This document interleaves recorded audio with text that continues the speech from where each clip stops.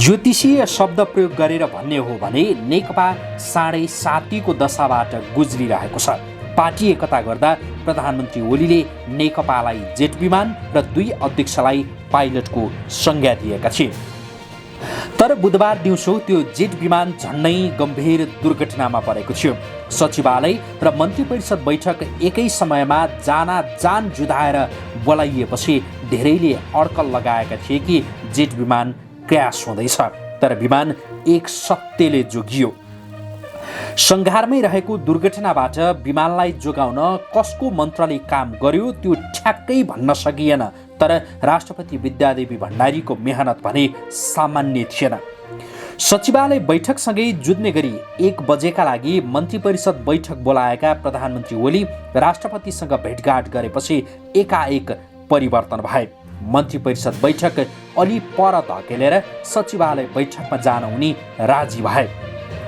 सचिवालयमा सहभागी नेताहरूका अनुसार उनी मुस्कुराउँदै सचिवालय बैठकमा छिरेका थिए।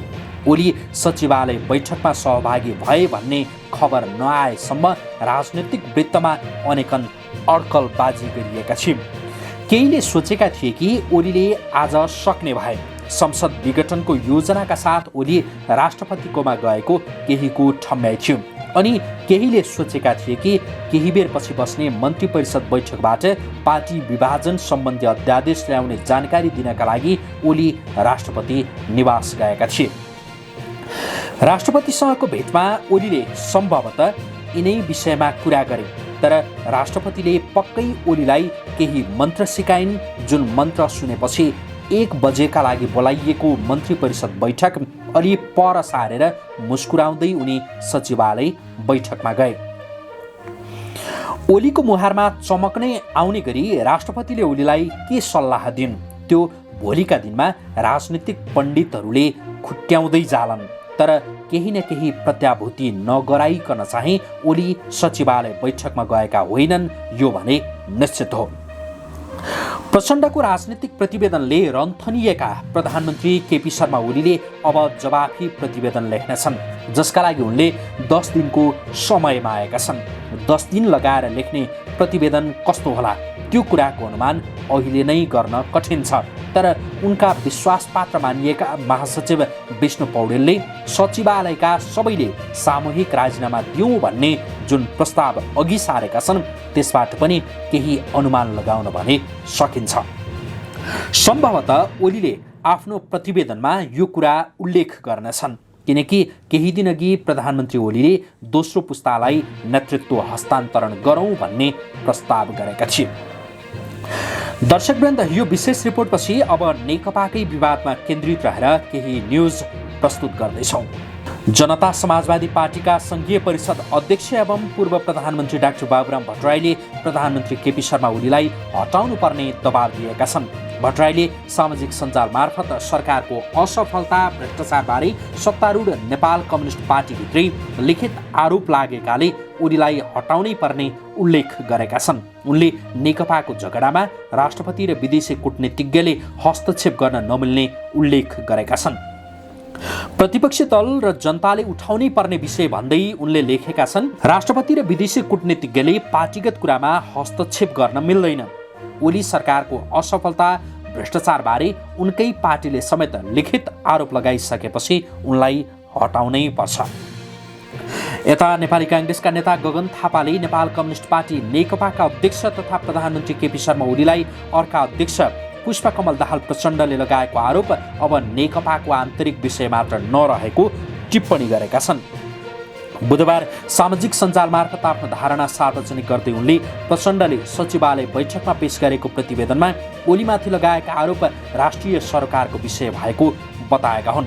यस प्रकरणमा उठेका र उठाइएका सार्वजनिक र राष्ट्रिय सरकारका विषयहरूलाई फगत पार्टीभित्रको आन्तरिक शक्ति सङ्घर्षबीच उठेको मनमुटावको तीतो अभिव्यक्तिका रूपमा लिने भुल कम्तीमा प्रतिपक्षले गर्ने छैन, थापाले भनेका छन्।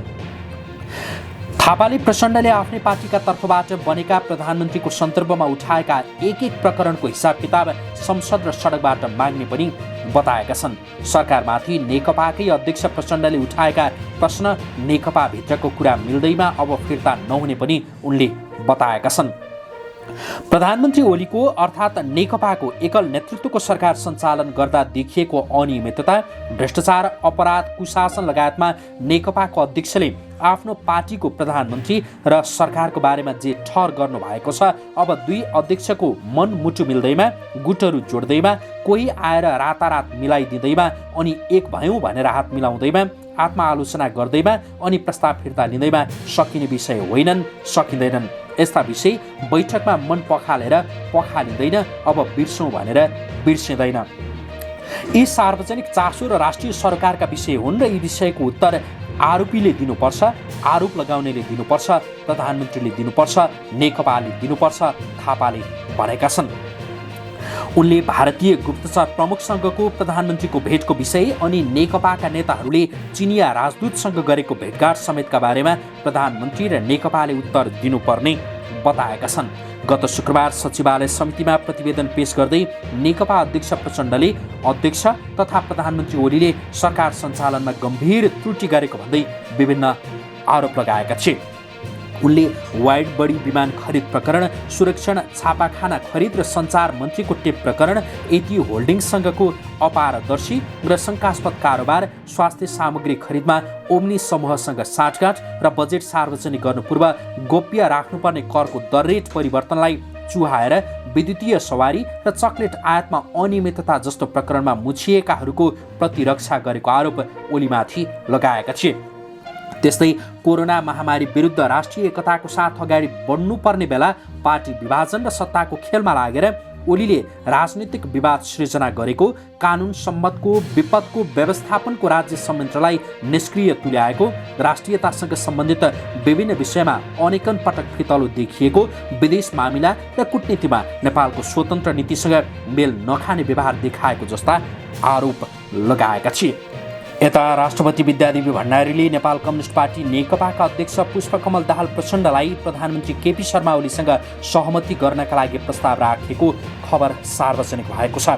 मङ्गलबार साँझ 2 घण्टाभन्दा बढी भएको भेटमा राष्ट्रपति भण्डारीले प्रचण्डलाई प्रधानमन्त्री ओलीसँग आफ्नै रोहबरमा सहमति गर्न प्रस्ताव गरेकी छिन्।